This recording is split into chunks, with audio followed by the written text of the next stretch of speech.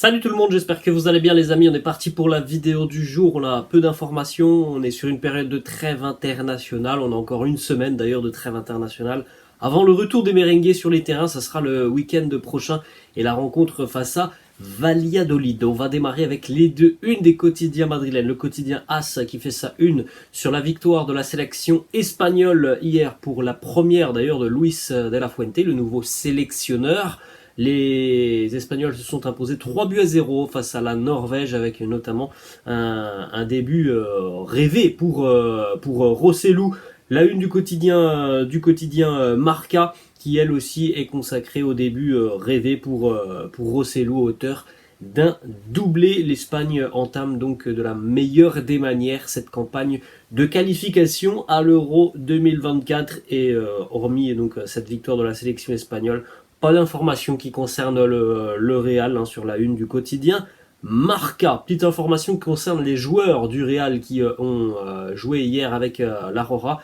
Dani Carvajal et Nacho ont joué l'intégralité de cette rencontre. Dani Ceballos, lui, a joué une petite demi-heure, 32 minutes pour Dani Ceballos. Ça ne l'a pas empêché d'être le joueur presque le plus impactant sur le terrain, puisque hier, malgré ses 32 minutes de jeu, Dani Ceballos est le joueur qui a créé le plus d'occasions et réussi le plus de dribbles, le tout en seulement 32 minutes.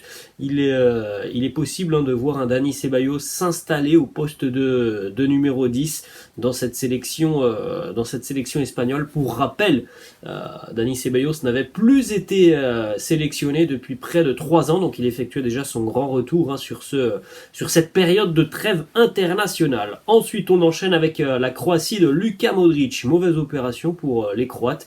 Tenu en échec à Zagreb à domicile par le Pays de Galles sur le score de 1-1. Luka a joué les 90 minutes de cette rencontre. Bon, il a joué même je crois 93 minutes. Il est sorti à la 93e pour recevoir une ovation du public croate.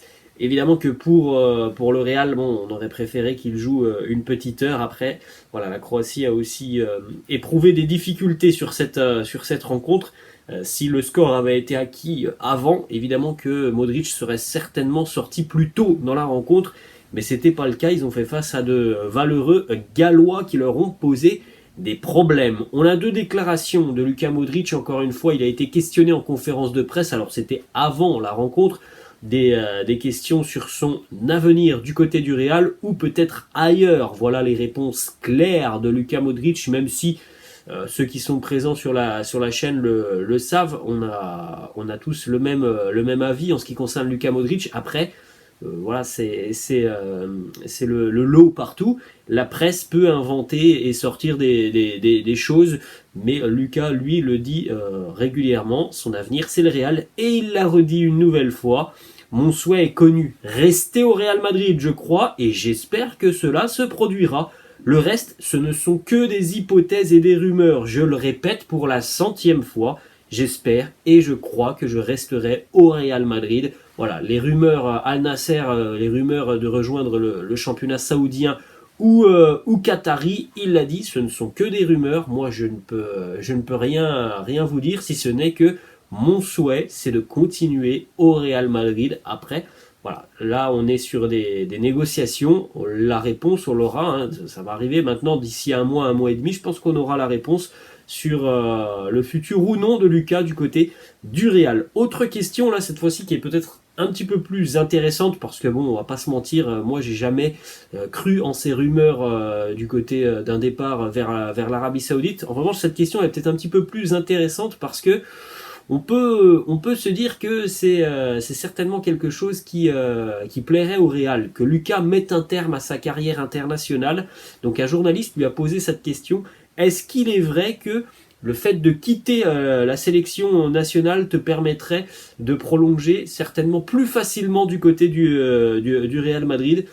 Il a dit, Luka Modric, très honnêtement, je vais être clair et rapide.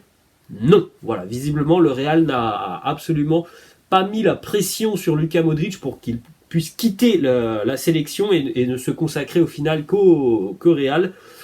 Bon, j'aurais été assez surpris du contraire et de voir le Real mettre la pression à Luka Modric.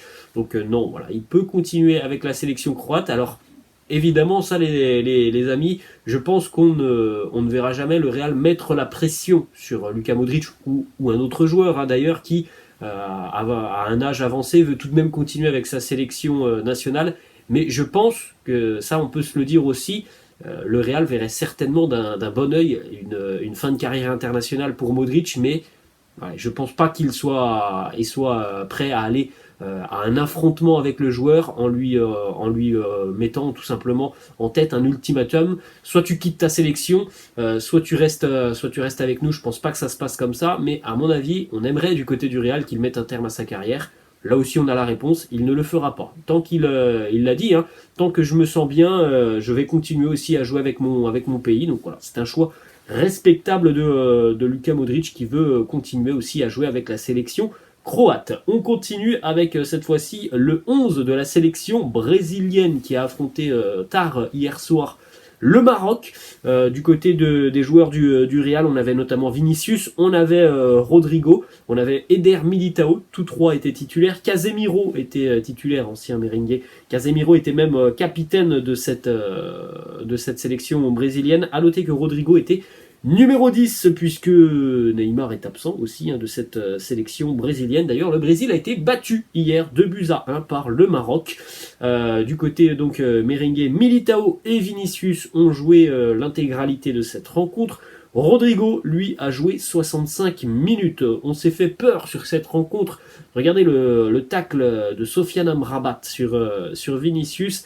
Un tacle très très très dangereux de Sofiane Amrabat. Ça, c'est un tacle tout simplement d'attaquant. C'est quelqu'un qui voilà, n'a pas forcément les bons réflexes et les bons automatismes lorsqu'il doit effectuer des tâches défensives. Et plus de peur que de mal, hein, ça semble être rien de bien grave pour Vinicius, mais là, quand on voit l'image comme ça, il est évident que ça aurait pu faire beaucoup de casse envers Vini, qui d'ailleurs a été désigné joueur du mois de mars du côté du Real. Il était en concurrence avec Militao, avec Nacho, Thibaut Courtois et Rodrigo. Une nouvelle fois, c'est Vini évidemment qui a remporté ce trophée.